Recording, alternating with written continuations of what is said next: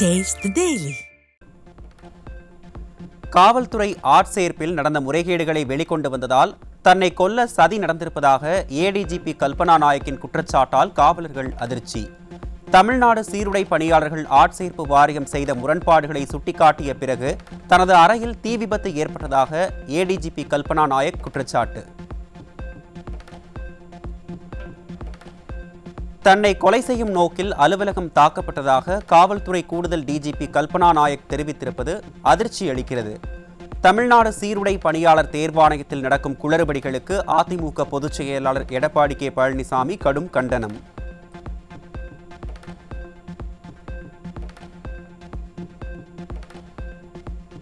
சற்று நேரம் முன்பு நான் சென்றிருந்தால் என் உயிரை இழந்திருப்பேன் என்று ஏடிஜிபி கல்பனா நாயக் கூறியிருப்பது நெஞ்சை பதறச் செய்கிறது. தங்கள் துறையின் ஊழல்களை சொன்னதற்கே அவரை கொலை செய்ய துணிந்து விட்டார்கள் என்பது மிகவும் கீழ்த்தரமானது என்று கழக பொதுச் செயலாளர் விமர்சனம்.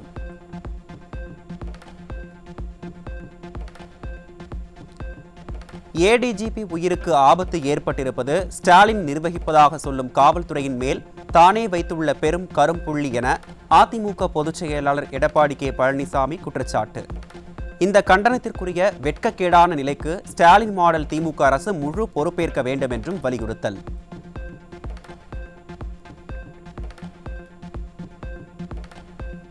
ராணிப்பேட்டை சிப்காட் காவல் நிலையத்தில் மர்ம நபர்கள் பெட்ரோல் குண்டு வீசியதாக செய்தி வெளியாகியுள்ள நிலையில் ஸ்டாலினின் திமுக ஆட்சியில் என்னதான் நடக்கிறது என அதிமுக பொதுச் செயலாளர் கேள்வி. சட்ட ஒழுங்கை சிறப்பாக தான் நடத்தி வருகிறேன் என்று வாய்கூசாமல் பச்சை பொய் பேச ஸ்டாலினுக்கு வெட்கமாக இல்லையா என்றும் கேள்வி.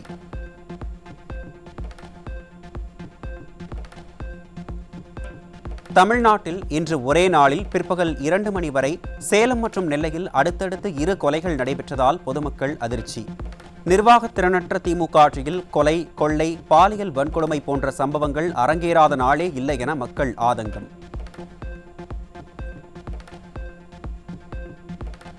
சேலம் மாவட்டம் வீராணம் அருகே மது போதையில் பூ வியாபாரி கழுத்தறுத்து கொலை செய்யப்பட்டதால் பொதுமக்கள் அதிர்ச்சி. திமுக ஆட்சியில் மது என்ற அரக்கனால் கொலை சம்பவங்கள் சர்வசாதாரணமாகிவிட்டதாக மக்கள் குற்றச்சாட்டு. திருநெல்வேலி மாவட்டம் வேப்பிலான்குளம் பஞ்சாயத்து அலுவலகத்திற்கு சென்ற ஊராட்சி செயலாளர் மர்ம நபர்களால் வெட்டி படுகொலை செய்யப்பட்ட அவலம். ஸ்டாலின் ஆட்சியில் சட்டம் ஒழுங்கு சீர்கேட்டால் அரசு அலுவலர்களுக்கே பாதுகாப்பில்லாத சூழல் நிலவுவதாக மக்கள் குற்றச்சாட்டு.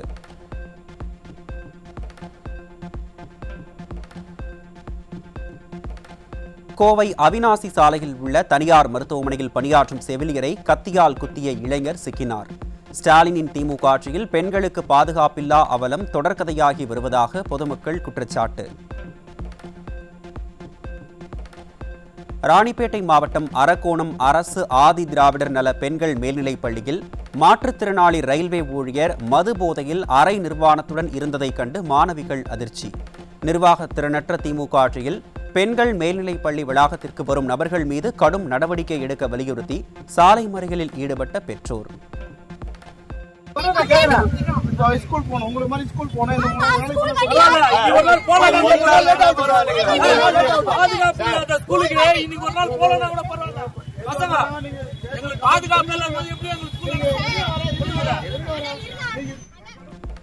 தென்காசி மாவட்டம் சிவகிரி அருகே இளம் பெண்ணுக்கு பாலியல் தொல்லை கொடுத்த வழக்கில் மேலும் ஒரு காவலர் சிக்கினார்.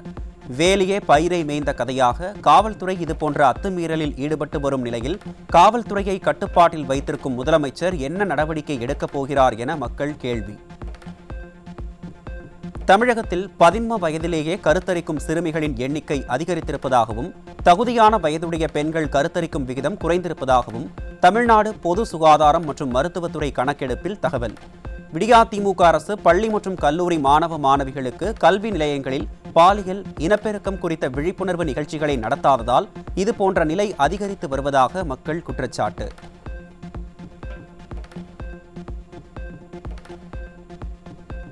பேரறிஞர் அண்ணாவின் 56வது நினைவு நாளையொட்டி கழக பொதுச் செயலாளர் எடப்பாடி கே பழனிசாமி மரியாதை. மெரினாவில் உள்ள நினைவிடத்தில் மலர்களால் அலங்கரித்து வைக்கப்பட்டிருந்த அண்ணாவின் நினைவிடத்தில் கழக தலைமை நிலைய செயலாளர் SP வேலுமணி, முன்னாள் அமைச்சர் தங்கமணி உள்ளிட்ட கழக மூத்த நிர்வாகிகள், தொண்டர்கள் மலர் தூவி மரியாதை செலுத்தினர். பெட்ரோல் மற்றும் பெட்ரோலிய பொருட்களை ஜிஎஸ்டியின் கீழ் கொண்டு வருவதற்கான திட்டம் அரசாங்கத்திடம் உள்ளதா என நாடாளுமன்றத்தில் அதிமுக எம்பி சி.வி. சண்முகம் கேள்வி.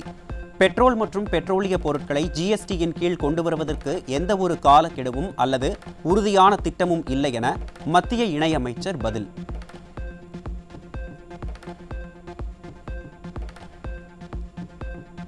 சமூக விரோத செயல்களுக்கு திமுக கொடி லைசன்ஸா என அதிமுக முன்னாள் அமைச்சர் ஜெயக்குமார் கேள்வி. கழக நிறுவன தலைவர், புரட்சித் தலைவர், இதய தெய்வம் அம்மா ஆகியோர் காலந்தொட்டு இன்று வரை தவறு செய்பவர்கள் யாராக இருந்தாலும் தயவு தாட்சணியம் இன்றி நடவடிக்கை எடுக்க தயங்காத இயக்கம் அதிமுக மட்டுமே என பெருமிதம். தமிழகத்தில் அனைத்து சமூக விரோத செயல்களிலும் திமுகவினர் ஈடுபட்டு வருவது செய்திகள் மூலம் வெட்ட வெளிச்சமாகி உள்ளதாக அதிமுக முன்னாள் அமைச்சர் ஜெயக்குமார் குற்றச்சாட்டு.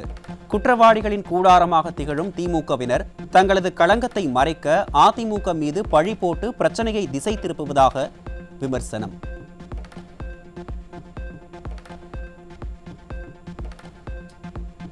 திமுகவில் அண்டி பிழைக்கும் அமைச்சர் ரகுபதிக்கு அதிமுகவை குறை கூற எந்த அருகதையும் இல்லை என முன்னாள் அமைச்சர் ஜெயக்குமார் காட்டம். அண்ணா பல்கலைக்கழக மாணவி விவகாரத்தில் ஈடுபட்ட திமுக உடன்பிறப்பை திமுக அனுதாபி என்று சொல்லி முக்கிய குற்றவாளியான யார் அந்த சார் என்பவரை காப்பாற்ற துடிக்கும் கபட வேடதாரியை தலைமையாக கொண்ட கட்சிதான் திமுக என்றும் விமர்சனம். ராமநாதபுரத்தில் இருந்து இலங்கைக்கு கடத்த முயன்ற 50 லட்சம் ரூபாய் மதிப்பிலான 945 கிலோ பீடி இலைகள் சிக்கியது.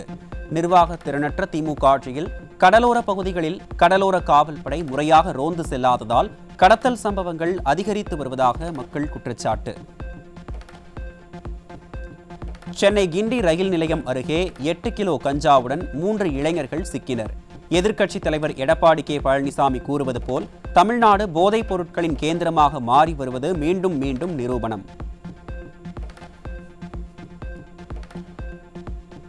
சென்னை பெரம்பூர் ரயில் நிலையத்தில் 6 கிலோ கஞ்சாவுடன் ஒடிஷா மாநிலத்தைச் சேர்ந்த 2 சிக்கினர். வட மாநிலங்களில் இருந்து தமிழ்நாட்டுக்கு தொடர்ந்து கஞ்சா உள்ளிட்ட போதைப் பொருட்கள் கடத்தி வரப்படும் நிலையில் ஸ்டாலின் அரசும் காவல்துறையும் கண்டும் காணாமல் இருப்பதாக மக்கள் குற்றச்சாட்டு.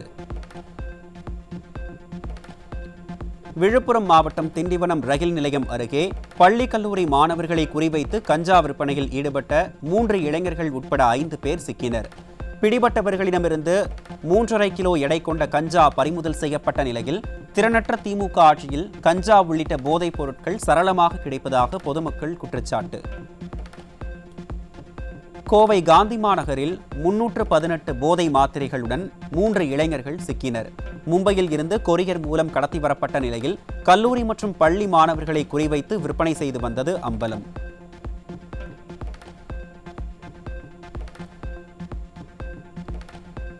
செங்கல்பட்டு மாவட்டம் தாம்பரத்தில் பணம் கொடுக்கல் வாங்கல் பிரச்சனையில் கட்ட பஞ்சாயத்து செய்து வைப்பதாக பணம் வாங்கியவரை திமுக சட்டமன்ற உறுப்பினர் எஸ்.ஆர். ராஜா வீட்டிற்கு வரவழைத்து அரை நிர்வாணப்படுத்தி தாக்கி அராஜகம். ஆளும் அதிகார மமதையில் திமுகவின் அனுதாபிகளும் நிர்வாகிகளும் அமைச்சர்களும் பல்வேறு பிரச்சனைகளில் சிக்குவது தொடர்கதையாகி வரும் நிலையில் முதலமைச்சரும் துணை முதலமைச்சரும் மௌனம் காப்பது ஏன் என மக்கள் கேள்வி. போலீஸ் இருக்காங்க, போலீஸ் சொல்லுங்க. எதுக்கு அன்அஃபிஷியலா பண்றீங்க? எங்க அண்ணனுக்கோ எங்க குடும்பத்துக்கோ எங்களுக்கோ நாளைக்கு இந்த பொம்பளை பொண்ணுக்கோ எங்க குடும்பத்துக்கு யாருக்கு எது ஒண்ணுனாலும் அது எம்எல்ஏ சார், அவர் எஸ் ராஜா சார் தான் பொறுப்பு. எங்களுக்கு நாளைக்கு இதுக்கு பதில் தெரிஞ்சு ஆகணும். இல்லன்னா நாளைக்கு நாங்க போராட்டம் பண்ணுவோம். இந்த ட்ரெஸ்ஸே இல்லாம உட்கார வச்சு அடிச்சிருக்காங்க சார். ட்ரெஸ் எல்லாம் சொல்லி கூட்டு போனவங்க ட்ரெஸ்ஸே இல்லாம உட்கார வச்சு அடிச்சிருக்காங்க. நாங்க நியாயத்தை கேட்கிறோம், தட்டி கேட்கிறோம். பாதிக்கப்பட்டவங்களுக்கு இருக்கோம், ஓட்டு போடுங்கிறாங்க. நாங்க ஓட்டு போடுறது எதுக்கா? நாங்க சாவறதுக்கா சார் நாங்க ஓட்டு போடணும்? நாங்க எதுக்கு சார் நாங்க ஓட்டு போடுறோம்? நாங்க இப்படி அடிவாங்க சார், நாங்க ஏன் ஓட்டு போடுறோம்? எங்களுக்கு பதில் தெரியலன்னா மொத்த குடும்பமும் தீ குளிச்சு இதே ஸ்டேஷன் வாசல் நாங்க சாவோம் சார். ஆசிரியர்கள் பணிச்சுமையை குறைக்க எமிஸ் இணையத்தின் வாயிலாக விவரங்களை பதிவேற்றும் பணிக்கு பிரத்யேக பணியாளர்கள் நியமிக்கப்பட்டும் ஆசிரியர்கள் மீதே அப்பணி சுமத்தப்படுகிறது. ஆசிரியர்கள் மீது இதுபோன்ற பணிகள் திணிக்கப்படுவதன் மூலம் கற்றல் கற்பித்தல் பணிகள் பாதிக்கப்படுவதாக ஆசிரியர்கள் சங்கம் குற்றச்சாட்டு. 652 கணினி பயிற்றுநர்களுக்கு மீண்டும் பணி வழங்க வேண்டும் என்று தமிழ்நாடு மேல்நிலைப்பள்ளி கணினி ஆசிரியர்கள் சங்கம் வலியுறுத்தல். தேர்தல் வாக்குறுதியில் கூறப்பட்டது போல் பழைய ஓய்வூதிய திட்டத்தை அமல்படுத்த வேண்டும் என்றும் கோரிக்கை. சென்னை விமான நிலையத்தின் D3 முனையத்தில் 2ஆம் கட்ட பணி ஆமை வேகத்தில் நடைபெறுவதாக பயணிகள் குற்றச்சாட்டு.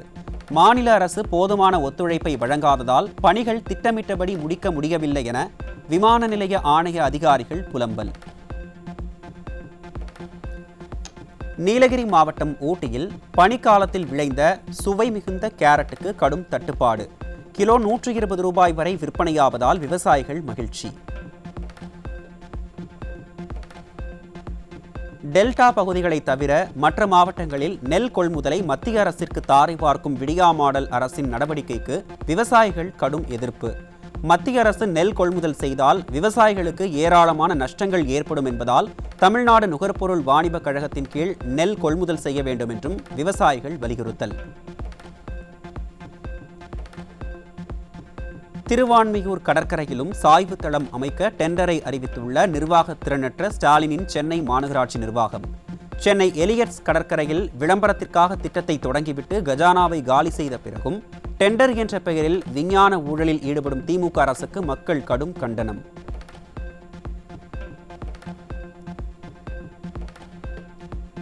போக்குவரத்து ஊழியர்களுக்கு 15வது ஊதிய ஒப்பந்த பேச்சுவார்த்தை தொடங்காததை கண்டித்து வரும் 20ஆம் தேதிக்கு பிறகு வேலைநிறுத்த போராட்டத்தில் ஈடுபட முடிவு. அண்ணா தொழிற்சங்க பேரவை தலைமையிலான போக்குவரத்து தொழிற்சங்க ஆலோசனைக் கூட்டத்தில் அறிவிப்பு.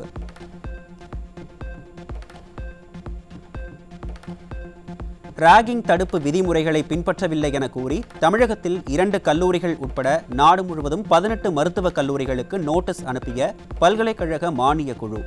விரிவான விளக்கத்தை சமர்ப்பிக்க வேண்டும் என்றும் இல்லையெனில் கடும் நடவடிக்கைகள் எடுக்கப்படும் என்றும் நோட்டீஸ் விநியோகம்.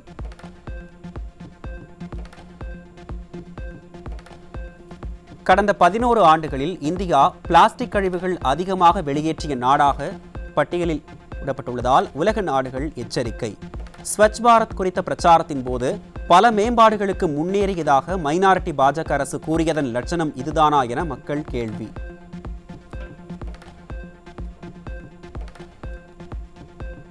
தமிழகம் முழுவதும் 54,439 அங்கன்வாடி மையங்களில் 27,000க்கும் மேற்பட்ட ஆசிரியர் சமையலர் பணியிடங்கள் காலியாக உள்ளதாக குற்றச்சாட்டு. குழந்தைகளின் அடிப்படை கல்வி பாதிக்கும் சூழல் உள்ளதால் இனியாவது காலி இடங்களை உடனே நிரப்ப வேண்டும் என்று பெற்றோர் மற்றும் பொதுமக்கள் ஸ்டாலின் அரசுக்கு வலியுறுத்தல்.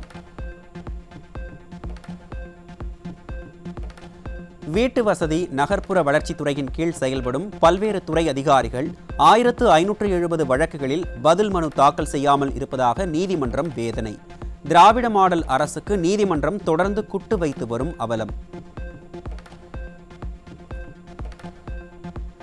வரும் 11ஆம் தேதி முதல் டாஸ்மாக் பணியாளர்கள் வேலைநிறுத்த போராட்டத்தில் ஈடுபடப் போவதாக அறிவிப்பு. பணி நிரந்தரம், அரசு ஊழியர்களுக்கு இணையான சம்பளம் மற்றும் ஓய்வூதியம் உள்ளிட்ட பல்வேறு கோரிக்கைகளை நிறைவேற்ற வலியுறுத்தி போராட்டம். கச்சத்தீவு அருகே மீன்பிடித்துக் கொண்டிருந்த ராமநாதபுரம் மாவட்டத்தைச் சேர்ந்த 10 மீனவர்களை எல்லை தாண்டி மீன்பிடித்ததாக கூறி கைது செய்து இலங்கை கடற்படை அட்டூழியம். விளம்பரமாடல் மத்திய மாநில அரசுகள் இலங்கை கடற்படையின் அராஜகத்தை கைகட்டி வேடிக்கை பார்ப்பதாக மீனவர்கள் மற்றும் பொதுமக்கள் குற்றச்சாட்டு.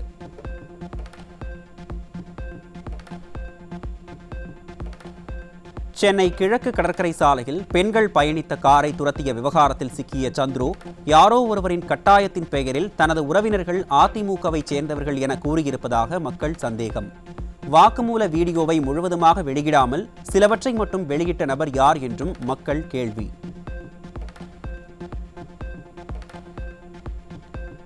யாருடைய கட்டாயத்தின் பேரில் சந்துரு வாக்குமூலம் அளித்தார் என்று கேள்வி எழுப்பியுள்ள மக்கள், ஸ்டாலின் மாடல் திமுக அரசு நடத்துவது சட்டத்தின் ஆட்சியா அல்லது சமூக வலைதளங்களுக்கான ஆட்சியா என்றும் கேள்வி. சந்துருவின் வீடியோவை வெளியிட்டது போல் அண்ணா பல்கலைக்கழக மாணவி பாலியல் வன்கொடுமை வழக்கில் தொடர்புடைய ஞானசேகரனின் வாக்குமூலத்தை திமுக அரசு வெளியிடுமா என்றும் மக்கள் ஆதங்கம். மதுரை மாவட்டம் நாகையாபுரம் காவல் நிலையத்தில் பணியாற்றி வரும் காவலர் மனைவி கண்முன்னே கத்தியால் சரமாரியாக குத்தி கொலை. திறனற்ற ஸ்டாலின் ஆட்சியில் காவலர்களுக்கே போதிய பாதுகாப்பு இல்லை என பொதுமக்கள் குற்றச்சாட்டு.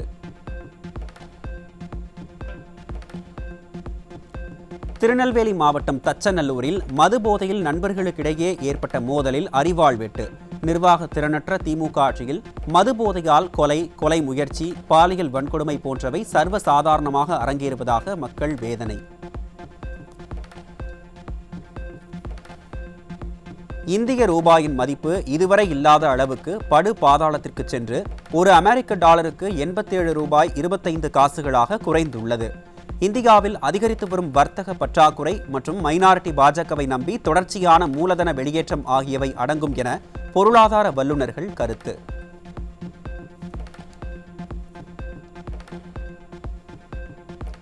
மைனாரிட்டி பாஜக தொடர்ந்து 11 ஆண்டுகளாக ஆட்சி செய்யும் நிலையில் அமெரிக்க டாலருக்கு எதிராக இந்திய ரூபாயின் மதிப்பு படு பாதாளத்திற்கு சென்ற அவலம். ஏற்றுமதி மற்றும் இறக்குமதி, கச்சா எண்ணெய் விலை ஏற்றம் மற்றும் உள்நாட்டு உற்பத்தி விலை கடுமையாக அதிகரித்து விலைவாசி அதிகரிக்கும் அபாயம் என தொழில் முனைவோர் வேதனை. கடந்த 29ஆம் தேதி ஆந்திர மாநிலம் ஸ்ரீஹரிகோட்டாவில் இருந்து ஏவப்பட்ட இஸ்ரோவின் 100வது செயற்கைக்கோளில் திடீர் தொழில்நுட்ப கோளாறு.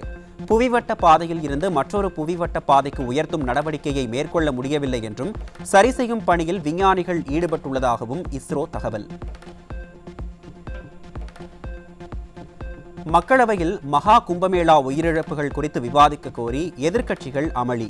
எதிர்க்கட்சிகளின் அமளியால் ஒரு நாள் கூட முறையாக மக்களவையை நடத்த முடியாமல் திணறும் மைனாரிட்டி பாஜக அரசு.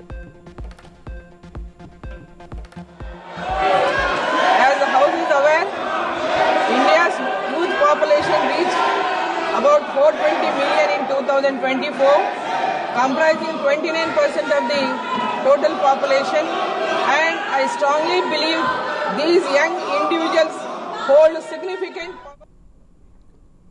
உத்தரப்பிரதேச மாநிலத்தில் நடைபெற்று வரும் மகா கும்பமேளாவில் இதுவரை 33 கோடி பக்தர்கள் புனித நீராடி உள்ளதாக தகவல். இன்று வசந்த பஞ்சமியை ஒட்டி ஏராளமானோர் புனித நீராடுவார்கள் என்பதால் சிறப்பு ஏற்பாடுகள். கடந்த 50 ஆண்டுகளில் இல்லாத வகையில் காஃபியின் விலை அதிகரித்துள்ளதால் காஃபி பிரியர்கள் அதிர்ச்சி. காலநிலை மாற்றம், பருவம் தவறிய மழை போன்ற காரணங்களால் காஃபி பயிர் மகசூல் பாதிப்பு ஏற்பட்டுள்ளதால் விலை உயர்ந்துள்ளதாக தகவல். கட்டுமான துறையில் ஐடிசி எனப்படும் ஜிஎஸ்டி உள்ளீட்டு வரி வரவு திரும்பப் பெறப்பட்டதால் வீடு வாங்குபவர்கள் மற்றும் ரியல் எஸ்டேட் நிறுவனங்கள் நிதி சுமையை எதிர்நோக்கும் நிலை. ஏதோ 12 லட்சம் ரூபாய்க்கு மேல் சம்பளம் வாங்குபவர்களுக்கு உலகமகா வரி சுமையை குறைத்தது போல் விளம்பரம் தேடி வீடு வாங்கும் கனவில் மைனாரிட்டி பாஜக அரசு